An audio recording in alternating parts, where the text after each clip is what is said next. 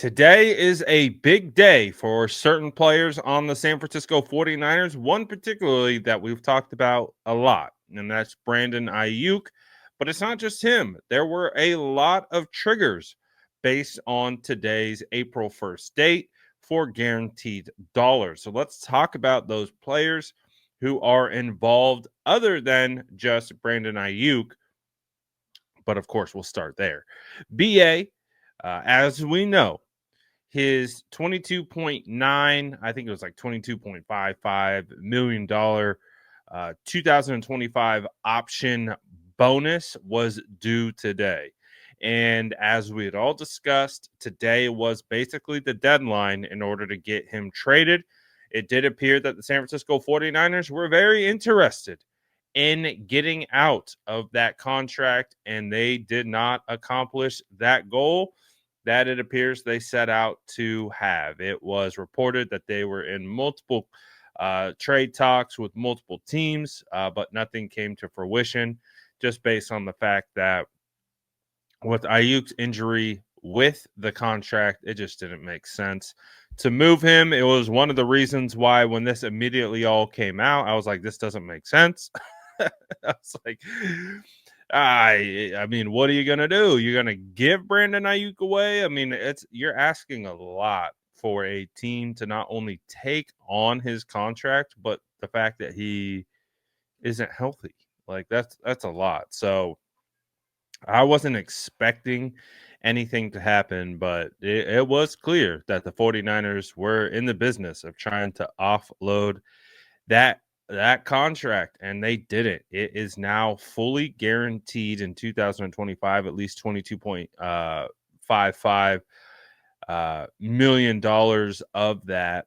So we'll see how that goes. I think it also triggered a 2026 roster bonus as well. Not 100% positive on that, but I think that is also another layer to this. Yetur Gross Matos also got $3 million guaranteed from his deal.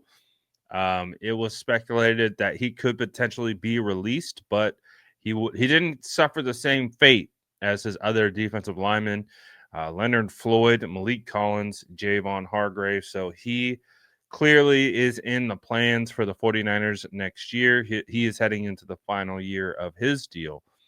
Deommodore Lenoir, who signed a contract extension during the year, he will see $6.5 million of his salary guaranteed.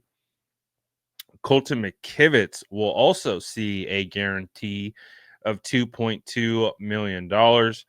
Honestly, I talk about this all the time. Colton McKivitz is probably the best on the San Francisco 49ers currently, and I know fans really struggle with that concept because they believe Colton McKivitz isn't all that great. And while I could tell you as well, I don't think he's a top tackle in this league. I think he's a serviceable tackle, and he is getting paid way less than serviceable tackles get paid. So keep that in mind when you want to throw a critique over Colton McKivitz's way. It doesn't mean, he can't improve and he can't get better, but based on what he's getting paid, he is probably, I'm not going to even say probably, he's the best value, considering he's starting at a pretty premium position, if you ask me. George Odom, this one to me is the interesting one. He saw $1 million of his salary get guaranteed. Now, I am somewhat reluctant to say this. 1 million isn't that much. Although, boy, would I love for the San Francisco 49ers to slide me 1 million. And I would not have that same thought process at all. That'd be a lot of money. But of course, in the grand scheme and context of the money that these NFL players make, 1 million isn't that much. So I would have assumed that he could have been a cut candidate, especially with the 49ers clearly in this cost savings era. They signed multiple safeties, Richie Grant, Jason Pinnock. So I did think that George Odom's days were clearly numbered. especially after being injured a lot of last year. But they keep him around, and he gets $1 million guaranteed. And then a big one, Nick Bosa sees $22.7 million guaranteed for his contract next season in 2026. So the Bear guaranteed to be around for a couple more years, which we already knew. But those are the dollars and cents of it. Shout out to David Lombardi for putting these figures out there. And again, it's just a reminder that it's not just Brandon Aiyuk who is getting locked in today. There's multiple other players as well.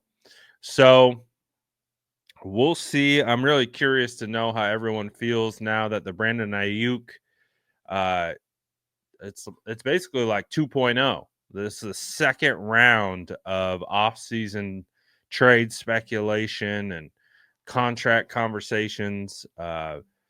Ran rampant again, all for Brandon Aiyuk to remain on the roster. So let me know what you guys think about that. How do you feel about it?